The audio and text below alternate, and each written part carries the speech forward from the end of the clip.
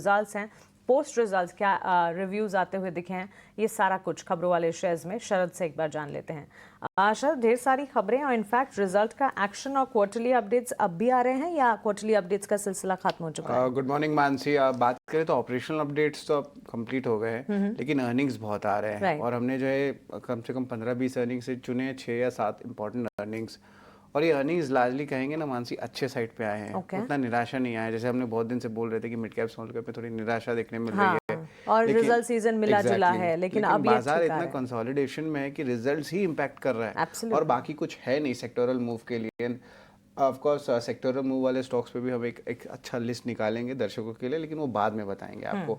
सबसे पहले अर्निंग्स पे नजर डालते हैं। डिक्सन टेक के शानदार नतीजे आए हैं। मोबाइल बिजनेस की देखें तो एक अच्छी मोमेंटम आई है, एक अच्छी आउटलुक भी देखने मिल रही है बिजनेस की तरफ, क्योंकि बहुत सारे जेवीज वो बना रहे थे।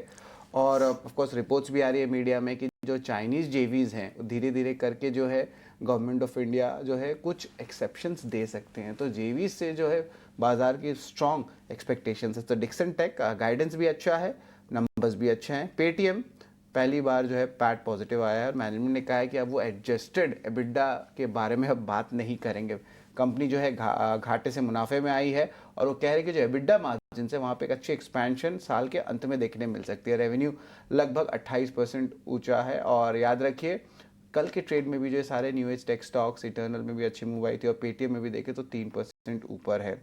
यूनाइटेड ब्रूअरीज वॉल्यूम ग्रोथ बहुत स्ट्रॉन्ग है, 11 क्वार्टर हाई पे वॉल्यूम ग्रोथ देखने मिला, 11% का ईयर ऑन ईयर बेसिस पे मूवमेंट आया है। कंपनी ने कहा भी अपने आउटलुक में कि मार्केट शेयर गेन्स देखने मिल रही है।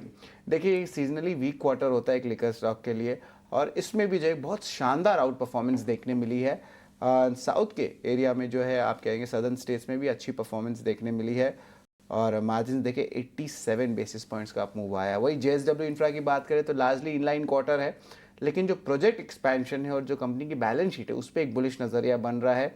रेवेन्यू 21% ऊपर, पैट की बात करें तो 32% का उछाल।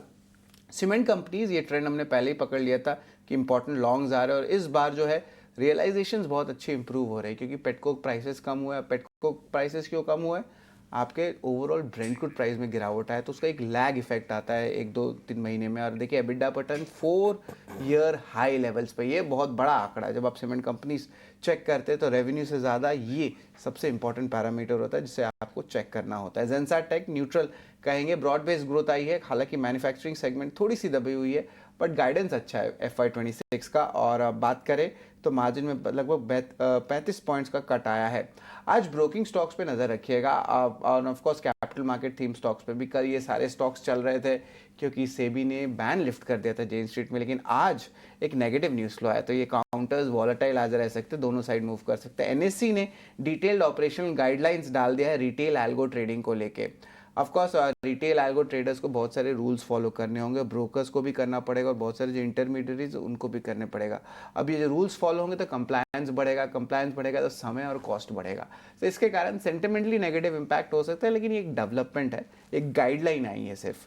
ब्रोकिंग स्टॉक्स के बाद textile, liquor stocks, JLR, Tata Motors और इवन आप ज्वेलरी एक्सपोर्ट प्लेयर्स पे जो है नज़र रखिएगा, क्योंकि इंडिया और यूके का FTA जो है वो साइन हो सकता है जुलाई 24 यानी कल।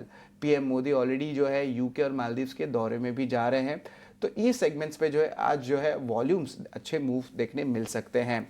और ऑफ कोर्स हमने बताया भी कि लिकर स्टॉक्स की जो है अर्निंग्स स्टार्ट हुई यूनाइटेड ब्रूअरीज की, तो वो भी अच्छी आई है, तो अच्छे पोजीशंस लॉन्ग के बन सकते हैं आपके कंजम्पशन नेम्स में, खास करके लिकर स्पेस में। IT में इन्फोसिस एग्को के साथ जो है कोलैबोरेट आई है IT और HR सॉल्यूशंस पे। और वही ओबरॉय रियल्टी की बात करें तो स्टॉक के नतीजे तो कमज़ोर थे और स्टॉक की कल पिटाई हुई थी, स्टॉक में गिरावट भी देखने मिला था, लेकिन कॉनकॉल में जो है ऑफ कोर्स कमेंट्री थोड़ी सी इंप्रूव दिख रही है। ये कंपनी कह रही है कि लीजिंग ट्रैक्शन जो उनके ऑफिस एसेट्स हैं वहाँ पे अच्छी देखने मिल रही है। और अगर लॉन्चेस की बात करें तो बोरीवली में 1 टावर और 2 टावर जो है थाने में जो है वो लॉन्च करने वाले वित्त साल 2026 में।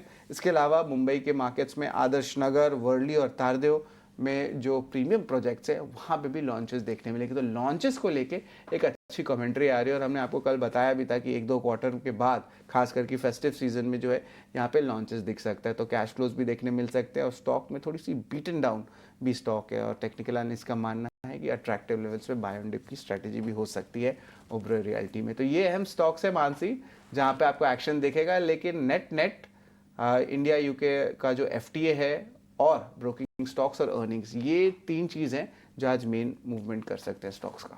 आपका काम तो बहुत बढ़ गया है शरद, इतनी सारी खबरें, इतने सारे न्यूज़ फ्लोज, इतने सारे रिजल्ट्स, लेकिन वर्थ कॉम्प्लीमेंटिंग। सुबह सुबह सब कुछ एक्सचेंजेस पर ढेर सारी चीज़ें आती है और उन तमाम चीज़ों में से इम्पॉर्टेंट खबरें छांटकर हम आपके लिए लाने की कोशिश करते हैं। ओवरनाइट भी, बाजार बंद होने के बाद भी लिटरली हर एक मिनट पर खबर आती है किसी ना किसी स्टॉक से जुड़ी हुई, और इक्विटी मार्केट्स में इतने सारे स्टॉक्स, हज़ारों स्टॉक्स लिस्टेड है, लेकिन उनमें से इम्पॉर्टेंट खबरें ही आपके लिए हम लेकर आते हैं, वो खबरें जो आपके लिए मायने रखती हैं।